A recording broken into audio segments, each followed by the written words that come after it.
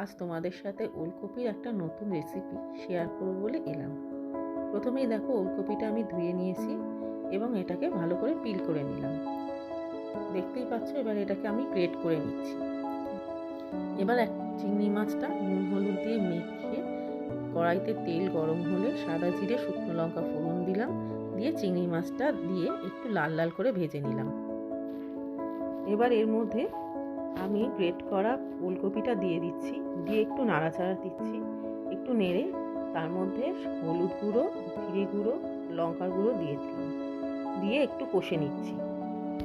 অল্প কষে এর মধ্যে নুন চিনি দিয়ে দিলাম আন্দাজ মতো, দিয়ে আবার একটু কষে গ্যাসের আঁচটা কমিয়ে ওর মধ্যে এটা ঢাকা দিয়ে দিলাম 10 মিনিটের জন্য। 10 মিনিট পর ঢাকনাটা খুলে ধনেপাতা দিয়ে একটু নাড়াচাড়া দিয়ে নামিয়ে নিলাম। এই রেসিপিটা তোমরা ট্রাই করে দেখতে পারো, আশা করি ভালো লাগবে। Thank you.